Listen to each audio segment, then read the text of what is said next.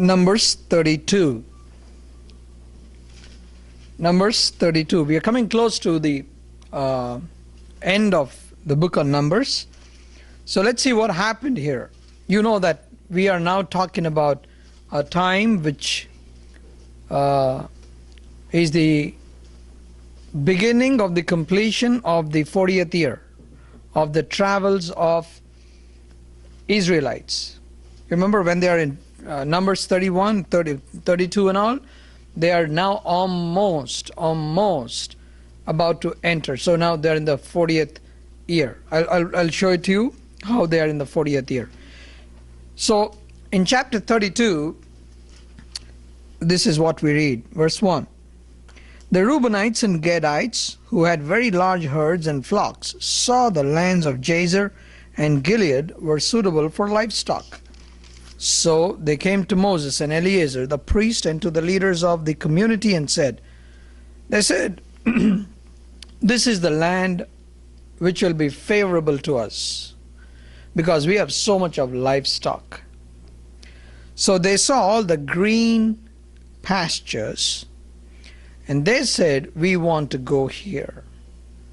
And please remember, they have not crossed into Canaan yet. So it might look like a very simple story, but it has a lot of spiritual meaning. God brought them out of Egypt to take them into the promised land. But these people are picking up that part of the land which is not the promised land.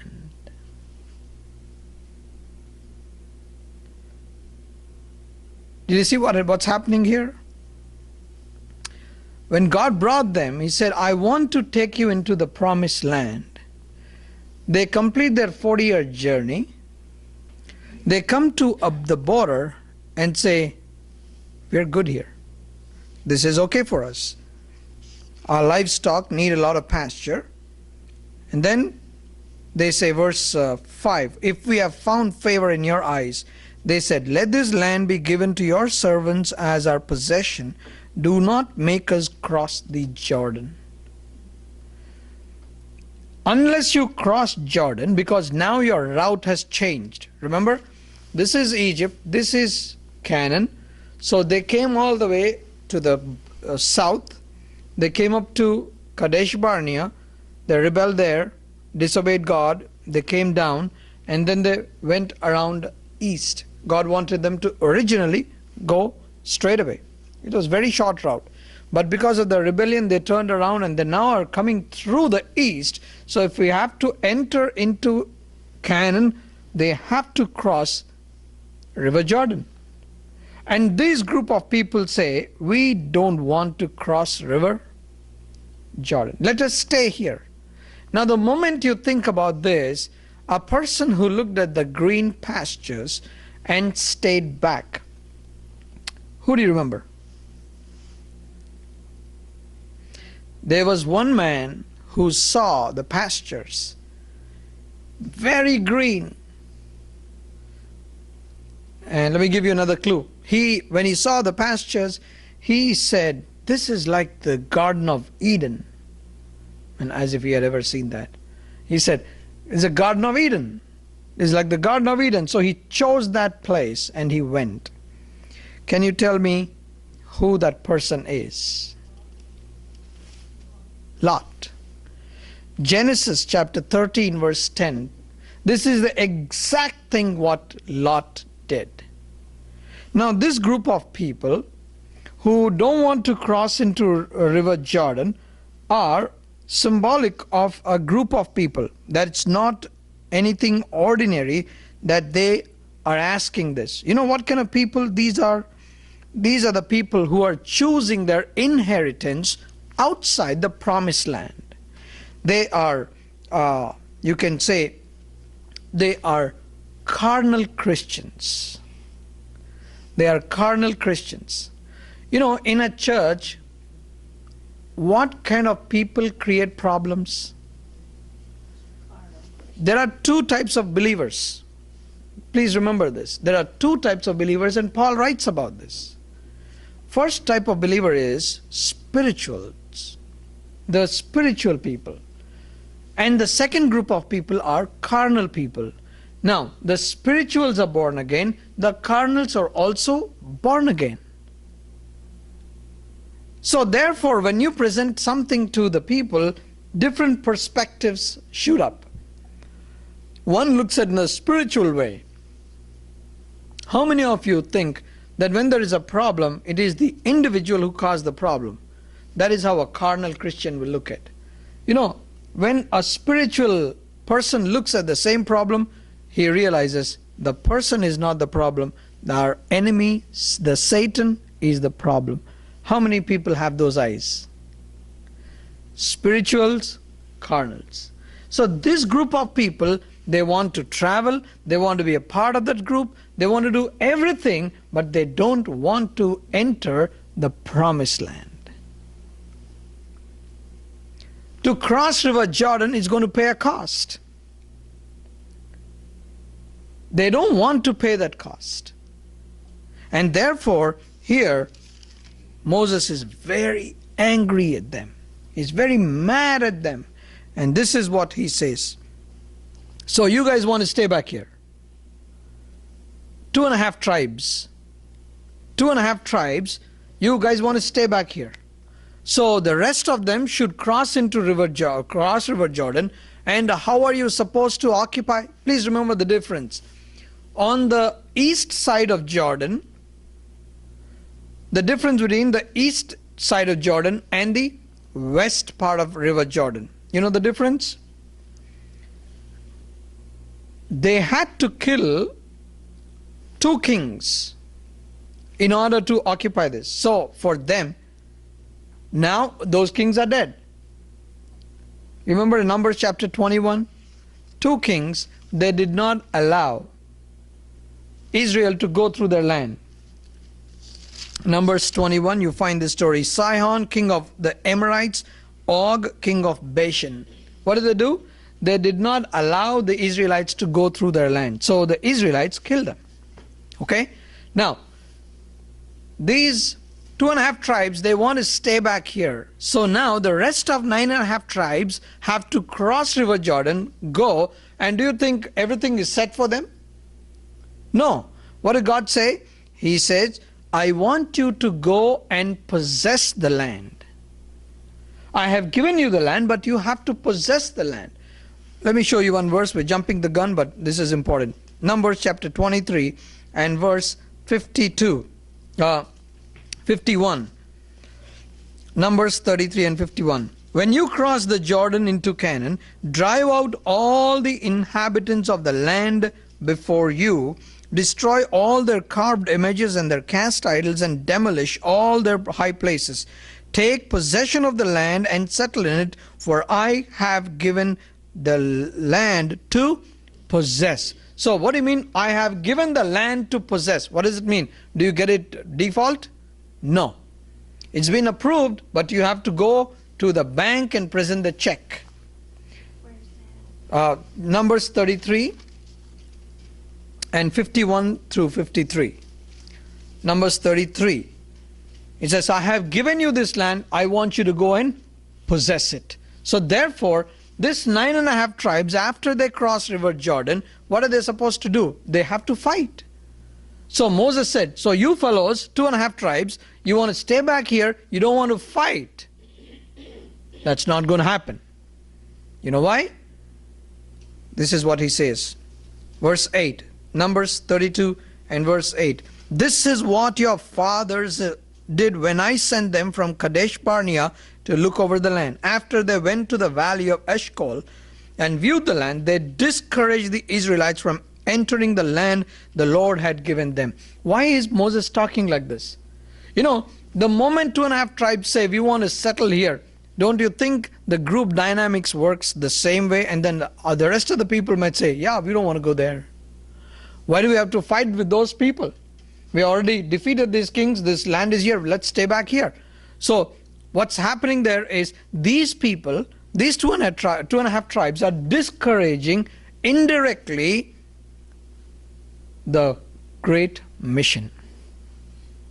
What do you think the carnal Christians will do in a church? They will always try to foil the spiritual plans.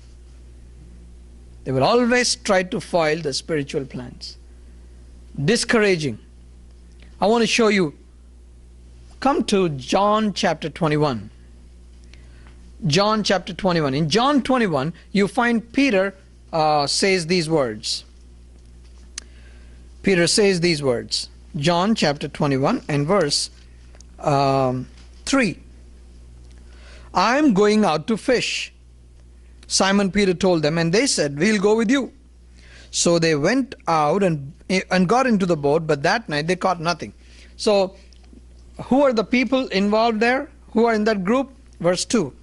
Simon Peter, Thomas called Didymus, Nathanael from Cana in Galilee, the sons of Zebedee, and 2 other disciples were together.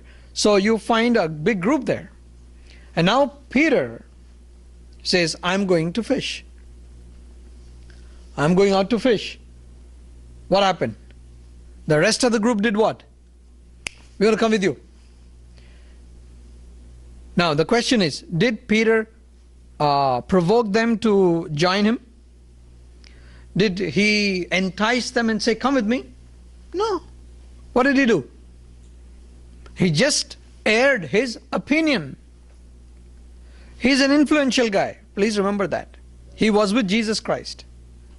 And now he says, I'm going out to fish. Obviously, there will be a crowd which will follow you.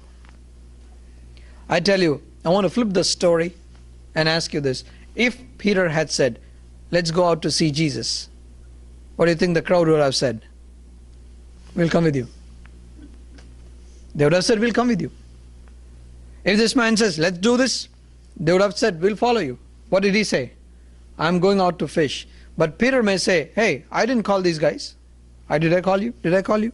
Did I call you? I didn't call you. You came on your own. No. You are a person of influence. People will look up to you. And you could encourage the people, or you could also discourage the people. And if I were talking to the deacons, this is what I would say. People responsible in the church, in the committees, in the responsible positions, people look to you. Children look up to the elders and try to imitate them. When I was in my teenage, I saw 2 young men, firebrands for Christ. One was an electrical engineer and another was a PhD scholar. I saw these 2 guys. I was a teenager, and when I look at those people, I went to a conference and they were standing up there and they were preaching.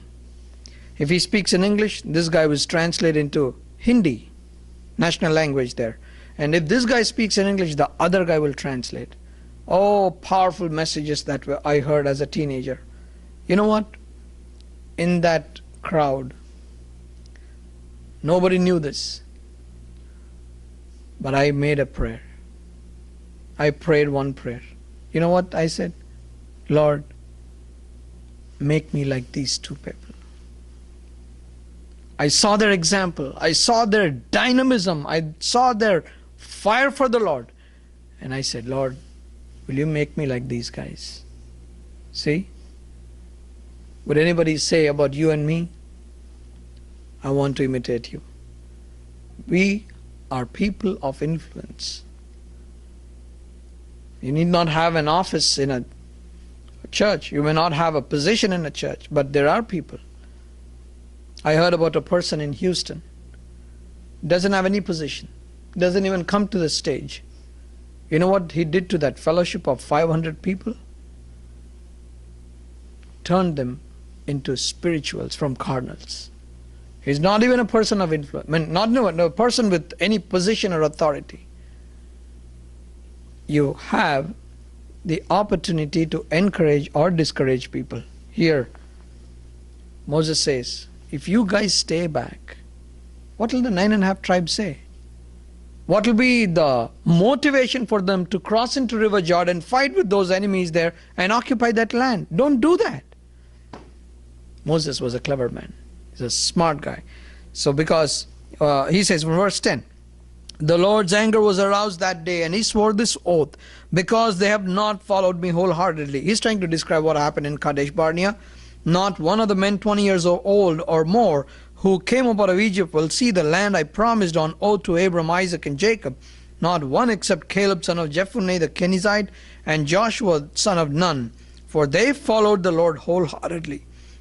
The Lord's anger burned against Israel, and he made them wander in desert these 40 years, until the whole generation of those who had done evil in his sight was gone. He is talking at the end of 40 years. He said, you see how many people died? You know why all this happened? Because that day there were some people who discouraged their brothers. Therefore, you don't do that. Don't try to discourage your brothers. Don't try to say, we will stay back here. God did not bring you out of that sea, Red Sea, parting the Red Sea out of Egypt all the way to make your stay outside Canaan. He said that day in Exodus chapter 3 verse 7, he clearly said, I will take you into the land flowing with milk and honey. But these 2.5 tribes say, we don't want milk and honey. We want to be here. And therefore, look at verse 14. Moses didn't mince words. If he had to use, he used. Look at what he says. And here you are, a brood of sinners, standing in the place of your fathers and making the Lord even more angry with Israel. And see what he says. If you turn away from following him, he will again leave all these people in the desert, and you will be the cause of their destruction. You see, it so matches the story of Peter. God, if you don't follow him, you know what God could do? He would say, you fellows be in the desert another 40 years. He could say that. And therefore, Moses says, no, we need to get into the promised land. So therefore, and these people said, and they were very, very good negotiators, you know. Verse 16, then they came up to him and said, we would like to build pens here for our livestock and cities for our women and children, but we are ready to arm ourselves and go ahead of the Israelites until we have brought them to their place. Meanwhile, our women and children will live in fortified cities for protection from the inhabitants of the land. You know what they did? You understand what they said? They came to Moses and then they negotiated. They said, what? Okay, let's do this. You want us to go and fight with those enemies there? Okay, that's fine. But we'll build our pens, and our cattle can stay, our women can stay, our children can stay. But we'll go with those, the rest of the guys. We'll go and fight. And until everybody gets the inheritance, after everybody gets the inheritance, we'll come back. But still, where are they? They're not in the promised land. When as you're reading this, is there something striking your bell? A bell must strike you. You know what? Let me tell you what happened. This is the same proposal that Pharaoh had given them. You know what he said? Turn with me to Exodus chapter 5 verse 3. In Exodus 5, Pharaoh said, then they said, the God of Hebrews has met with us. Now let us take a 3-day journey into the desert to offer sacrifices to the Lord our God, or he may strike us with plagues or with the sword. So when this proposal was made by Moses, what was Pharaoh's reply? Exodus chapter 8 and verse 25. Verse 25. What did he say? Then Pharaoh summoned Moses and Aaron and said, go sacrifice to your God here in the land. Then he said, verse 28, do not go very far. And then chapter 10 and verse 8, he said, we need to go. Verse 10, he said what? The Lord be with you if I let you go along with your women and children. So the negotiation was, you can go, but let your children be here. Let your wives be here. So what does it mean? You will go, but for your wives and children, you will come back. See, it worked. This strategy worked again. Your wives or children on the other side of Jordan. So you go and fight. Then what would you do? Go and join your families. But where are you? Not in the promised land. The same strategy that Pharaoh used worked here. Do you understand why we call them as carnal Christians? Carnal Christians. The argument that the Pharaoh brought was, you want to sacrifice? You can go, but leave your wives and children here. You offer sacrifice and then you come back. Where's the question of Red Sea? Where's the question of traveling into the promised land? He wanted to hold them back. And these people are trying to hold themselves back with their plans. They don't want to go into the promised land. My prayer is, let's be not like those people. God did that great miracle. You know, what a tragedy that would be for these two. Talk about the women and the children of these 2.5 tribes. You ask them, like, why did God bring you out? Where are you right now? Oh, you're in Canaan? Land flowing with milk and honey? No. Where are you? You're in the land of the Amorites. And the land of the Amorites is not the land flowing with milk and honey. The choices we make are very crucial. These 2.5 tribes made a very bad choice. And then Moses was very strict on this. Moses knew, because he's not going to cross the river Jordan. He said, you fellows, you wanted this place, okay? I'm okay with that. But tell you one thing. If you break your promise, verse 23, but if you fail to do this, what did they promise to do? That they will go with the rest of the Israelites, go and fight the enemies, and once the other tribes have settled, and then they will come back. If you fail to do this, you will be sinning against the Lord, and you may be sure that your sin will find you out. Your sin will find you out. I tell you, of all the scripture portions in the Bible, this is the most piercing statement in the Bible.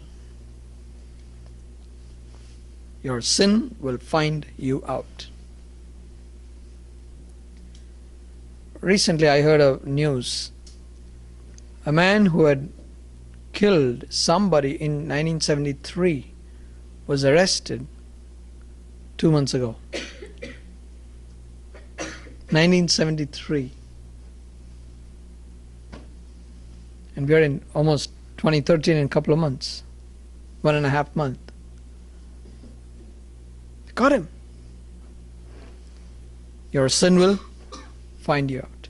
So therefore, when the 2.5 tribes came and told him, what did he say? He called Eleazar and Joshua and told these two guys, hey, this is what these guys are saying, because you are in charge next, Joshua. I want you to know, because when you lead these guys, if they want to stay back there, not going to happen. And he said this, if they don't come back, or if they don't fight for these people, the rest of the 9.5 tribes, look at verse 30. But if they do not cross over with you armed, they must accept their possession with you in Canaan. So what is the condition? If you don't go and fight with your brothers, what would you do? You will have to go back and pick up your wives and children and come into the promised land, and you will have your land there. But these people's desire was where? On the other side of Jordan. So therefore, when these people said, yeah, we'll do that, we'll keep it up, we'll keep up our word. So Moses said, okay. Verse 33, Moses gave to the Gadites, the Reubenites, and the half tribe of Manasseh, son of Joseph, the kingdom of Sihon, king of the Amorites, and kingdom of Og, king of Bashan, the whole land with their cities and the territory around them. See, they came out of the land of Egypt, but what a tragedy it is that they cannot say, we live in the land flowing with milk and honey. They are outside the border. So this is what chapter 32 is. Let me tell you, chapter 33, you know what is chapter 33? Chapter 33 is the cliff notes of the travels of the Israelites from Egypt all the way up to Canaan. So if you really want to know where they were, what they did, and I would encourage you, we did this in our Bible study. I wonder if you know that apart from this study, which is chapter by chapter, on Sunday nights I used to do a topical study. So we take a topic, and we had this for nearly an year. So in that, we took the map of the ancient Egypt when the Israelites traveled. We took the route, we saw the places, and we wrote some verses. What happened in this place? Where is it seen in the scripture? So you study chapter 33. I mean, I didn't tell the members in the Bible study even till the end that there's a cliff notes. I made them really struggle hard, look for the names, look for the verses, what is where, and then at the end of the class I said, would you turn to Numbers 33? And then they said, you should have told us this in the beginning. I said, no, now you know better. So this is the cliff notes. Look at what happened. Chapter 33, verse 3. The Israelites set out from Ramesses on the 15th day of the first month, the day after the Passover. You remember that? They offered sacrifice of the Passover, and the same night, what happened? The angel of death came. All the firstborn died, and then that's when, right in the night, they got the orders from Pharaoh and said, get out, you fellows. Leave this land and go. They plundered the Egyptians. Look at the timing of God. They've lost their firstborn, and then God says, okay, it's time to go, and they're in grief. And then they said, give us your gold.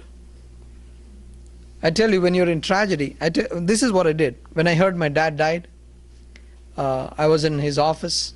I got the news from another part of India, and I was sitting with his officer, and they were making plans for me to fly to that city so that I can go and see my dad. That's when at 9:45 a.m. I got the phone call, and these people picked up and said, I was filling a form, and he looked at me and said, no need to fill a form.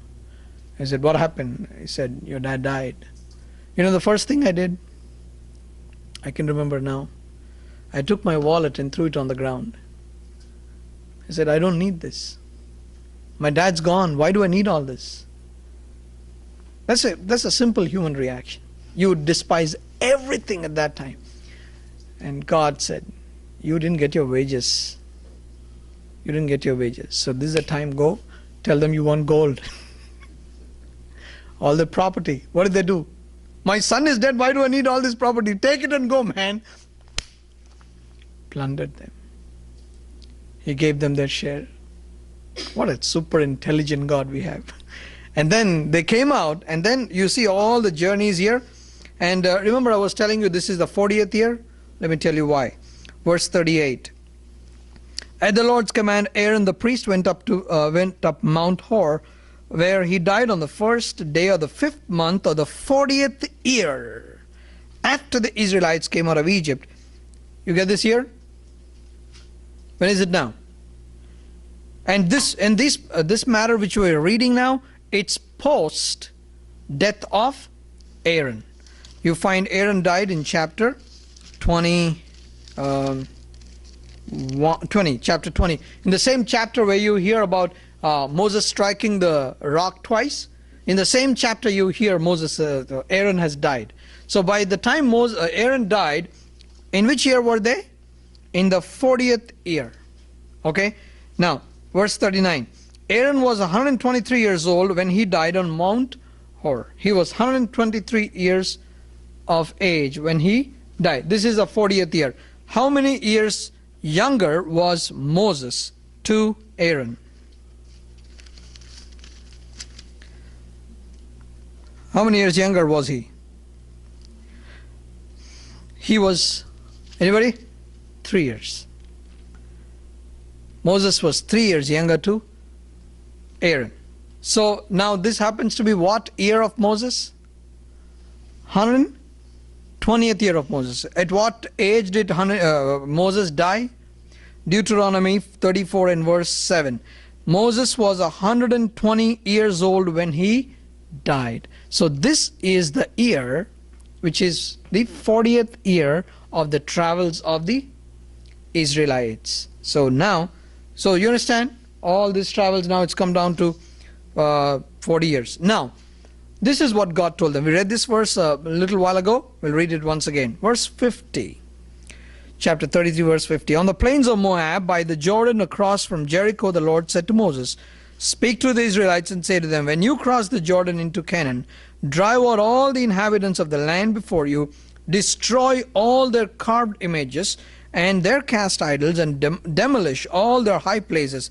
Take possession of the land and settle in it, for I have given you the land to possess. Now I want you to remember verse 52, second portion. Destroy all their carved images and their cast idols, and demolish all their high places. You know, when God wanted these people, the Israelites, to come into this land of Canaan, and now it's a total replacement of the people and the cities. The names you find in next chapter 34, they even change the names. Obviously you'll change the names according to your convenience. That's your land now. Now God told these people to do what? Go and destroy those carved images and then cast idols. In other words, what is he trying to do? God is trying to say, you must take me with you into the land. I will come into the land. I will give you the land. So you have to destroy them. You see the history of Israel.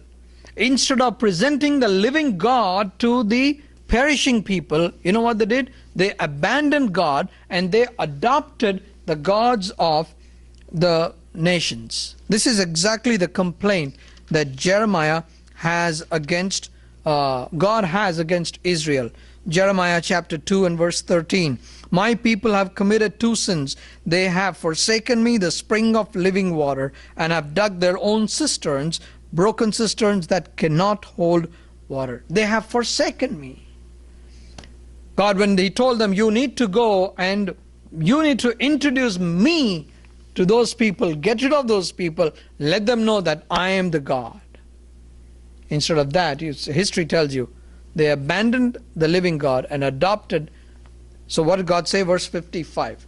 See, when God did something and gave them punishments, it is not just without reason he gave. He already gave them a caution. What did he say? Verse 55. But if you do not drive out the inhabitants of the land, those you allow to remain will become barbs in your eyes and thorns in your sides. They will give you trouble in the land where you will live, and then I will do to you what I plan to do to them. Do you need any more serious warning? I want you to beat up those guys. I want you to kill those guys. Lord, no, I won't do that. Okay, I'll kill you. It's simple as that. When I tell you to do something and you say you won't obey, what I plan to do to them, I'll do to you. What a tragedy it would be. Just imagine, somebody worked 4 years to run in the Olympics. And he's in the race and the gun was shot. He starts running. And right before he touches the finish line, he falls.